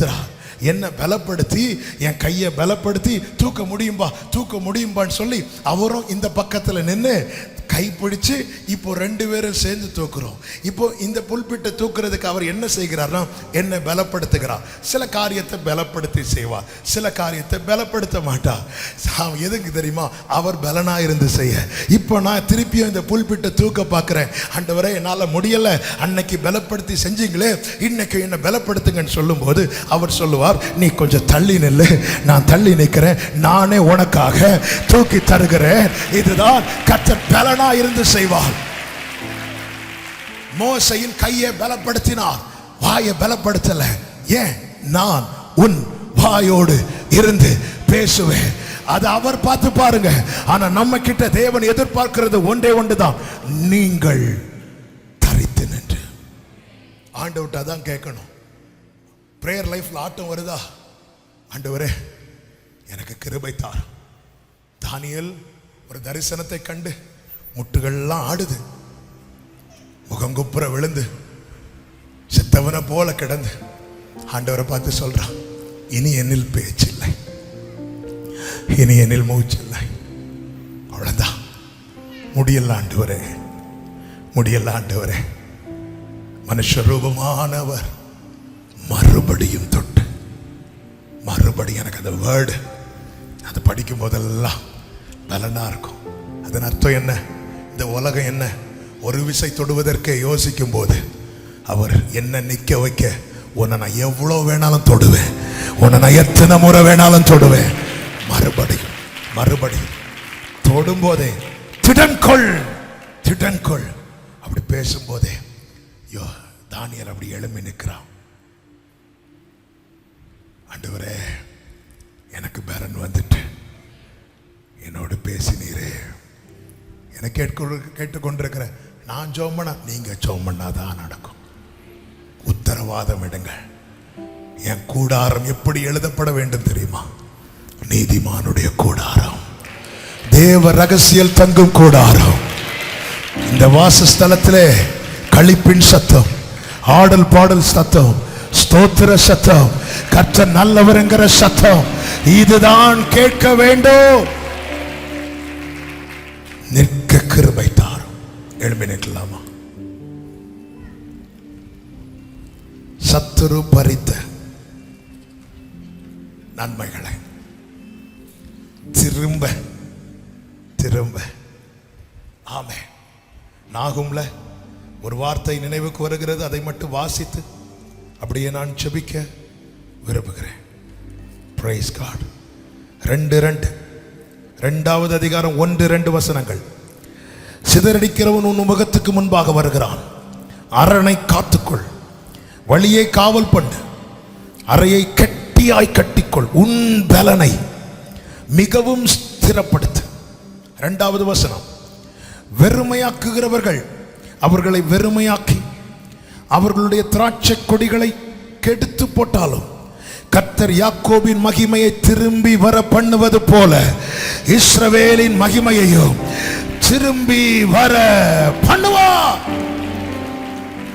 வெறுமையாக்கியாச்சு. நாம கேட்டோமே கொஞ்சம் முன்னாடி, சிக்லாகில் இருந்து தாவீதுனுடைய நிலை. இந்த ஆண்டு கர்த்தர் அடியாருக்கு தந்த வாக்குத்தத்தம் அதுதான். நீ அதை பின்தொடர்ந்து கொள், நீ சகலத்தையும் திருப்பிக் கொள்வாய். பலன் இல்லாமல் போக மட்டும் அழுதது உண்மைதான். ஆனால் தாவீது தன்னை கர்த்தருக்குள் திடப்படுத்தி கொண்டான். ஏன் தெரியுமா? நான் நிக்கலைன்னா இந்த கூட்டத்தில் நிக்கிறதுக்கு யாருமே இல்லை. அது போலதான் உங்க வீட்டில் ரொம்ப அழ வைக்கிறது உங்களையா இருக்கும், ஆனா நீங்க நின்னாதான் உங்க வீட்டில் விடுதலை. ஆமே. நான் நிக்கலைன்னா உடனே ஏபோத்தை கொண்டு வா, ஏபோத்தை கொண்டு வாங்குறான். ஆண்டவர் சமூகத்திலிருந்து நாம் போலாம் ஆண்டவரே, நான் அதை பிடித்துக் கொள்வேனா? ஆண்டவர் சொன்னார், நீ நீ நீ வேதம் என்ன சொல்லுகிற தெரியுமா? ஒன்றும் குறையாமல். எல்லாரும் இந்த வார்த்தையை சொல்லுங்க, ஒன்றும் குறையாமல், ஒன்றும் குறையாமல். எத்தனை காலம் உன்னுடைய நன்மை, தேவன் உனக்கு தந்த சுதந்திரம் சத்துருவின் கையில் இருக்கிறது. இன்னைக்கு அநேக பிள்ளைகளை சத்துரு பிடியில வைத்து நம்ம கண்ணு முன்னாடி பிள்ளை தப்பு பண்றான். அதெல்லாம் பார்த்துட்டு எவ்வளவு தாங்க முடியல. தாவீதே, நீ நின்றுதான் ஆகணும். ஆமென். சத்துருவின் கையில் அல்ல கர்த்தர் உனக்கு தந்த சுதந்திரம் இருக்க வேண்டியது. நீ அவனை மேற்கொண்டு உன் கையில எடுக்க வேண்டிய நாள் வந்துவிட்டது. ஆமென். இந்த நாட்களிலே கர்த்தர் உன்னை கொண்டு வந்ததற்கு ஒரு முகாந்திரம் உண்டு. ஹல்லேலூயா. ஆமென். என்னை எழும்ப பண்ணும் ஆண்டவர் என்னோடு இருப்பதா, நான் எழும்புவேன் அவர் பலத்தால். ஒரு நோட்டு ஏத்துக்கோ. என்னை எழும்ப பண்ணு. கர்த்தர் எழும்ப பண்ணுவார். கர்த்தர் தானே வரவழைத்தார். ஆமா, இந்த கோரஸை சத்தமா நம்ம பாடி நம்ம தேவனை மகிமைப்படுத்த போகிறோம். என்னை பலப்படுத்தும் தேவன் உயிரோடு இருக்கிறார், நான் கழுகை போல எழும்ப செய்திடுவார். பாடுங்க. என்னை பலப்படுத்தும் தேவன் உயிரோடு இருக்கிறார், நான் கழுகை போல எழும்ப செய்திடுவார். என்னை எழும்ப பண்ணும் ஆண்டவர் என்னோடு இருப்பதால், நான் எழும்புவேன் அவர் பலத்தால். பாடுங்க.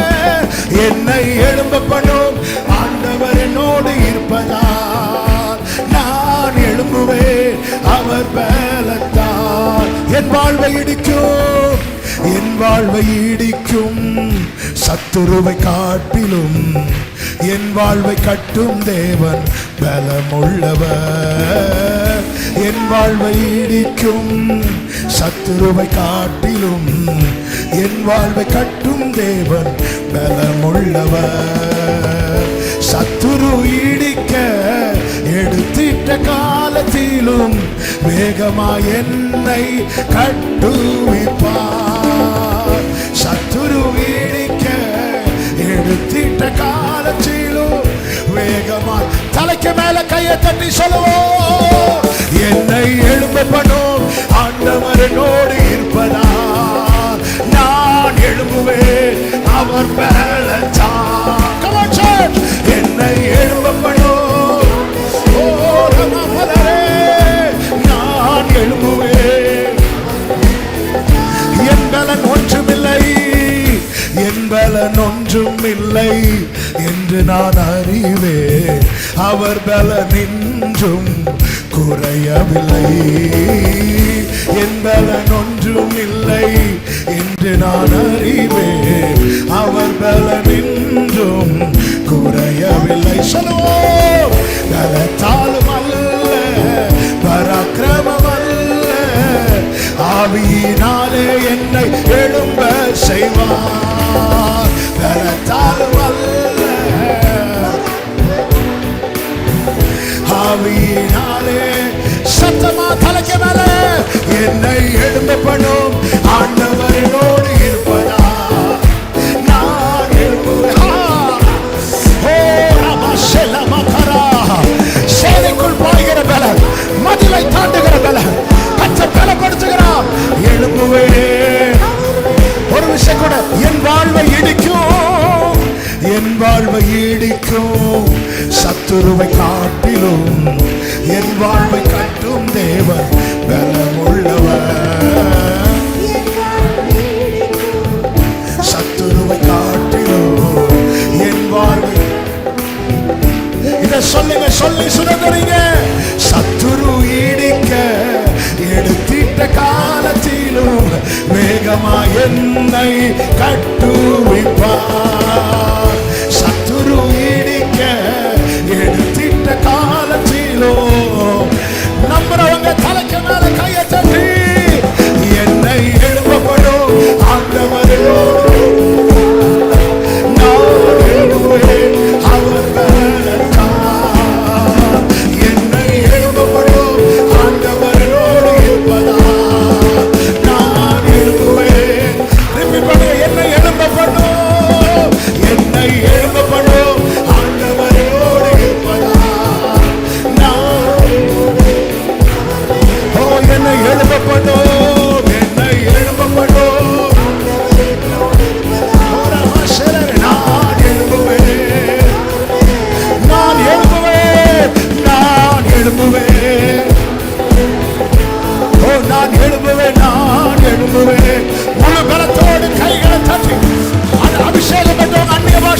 பேசு. ஷலவகரமோ ஷெமப்ரோ ரிமப்ரே ஷெலரோ.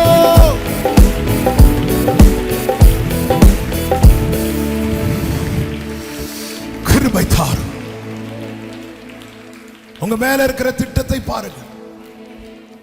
பெலிஸ்தீன் 40 நாள் நின்றான். தாவீது ஒரே ஒரு நாள் தான் நின்னா. நீ நின்னா யுத்தம் கர்த்தர் செஞ்சிருவார். கர்த்தருக்கு யுத்தம் செய்ய 40 நாள் தேவையில்லை. ஆனா இன்னும் ஏன் தாமதம்? நாம் நிற்காமல் பின்வாங்குகிறோம். சோர்ந்து போய் மோசே கிட்ட ஆண்டவர் சொல்றார், வா மோசே, உன்னை கொண்டுதான் நான் ஜனங்களை கொண்டு வரணும். மோசைக்கு விரக்தி. என்ன விரக்தின்னா, இந்த ஜனங்க தள்ளிட்டாங்க மோசைய 40 வருஷம். அது இன்னும் மனசுல தான் இருக்கு. வேற யாரையாவது பைபிள் என்ன சொல்லுது தெரியுமா? ஆண்டவர் கோவம் வந்துச்சா, உன்னை கொண்டு செய்ய வேண்டியது தேவ திட்டம். மோசே, வேற யாரையாவது நான் ஏன் மோசே உன்னை காப்பாற்றணும்? சின்ன வயசுலயே உன்னை பிறக்காமலே பண்ணிருக்கலாமே. நீ பிறந்ததும் 3 மாசம் தான் உங்க அப்பா அம்மா உன்னை பாதுகாத்தாங்க தெரியுமா? நைல் நதியில நீ எந்தெந்த இடத்துல எல்லாம் உலகம் உனக்கு முடிவு எழுதிச்சோ அங்கெல்லாம் நான் உனக்கு ஒரு துவக்கத்தை தந்து இதுவரை உன்னை ஜீவனோடு காத்தது வேற யாரையோ வச்சு செய்வதற்கல்ல.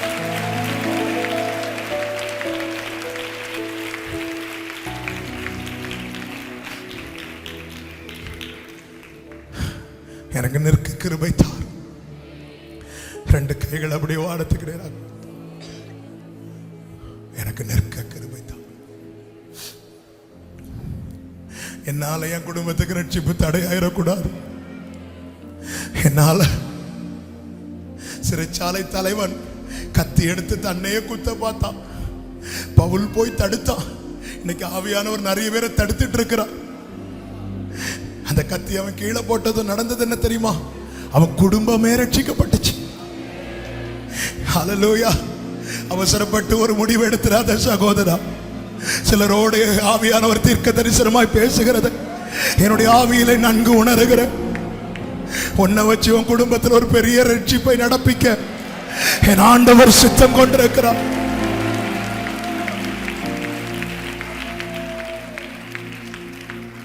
அப்படியே கைகளை உயர்த்தி, இன்னும் தேவை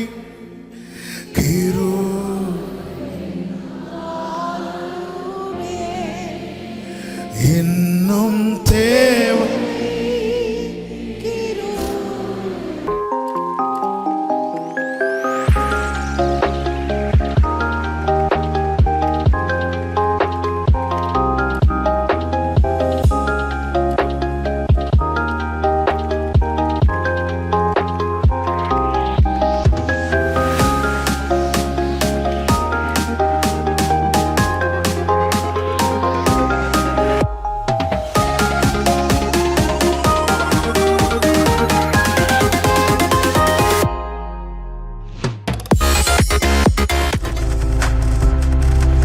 நீங்கள் பார்த்து கொண்டிருப்பது உங்கள் ஜாய் டிவி. உங்கள் துக்கம் சந்தோஷமாய் மாறும்.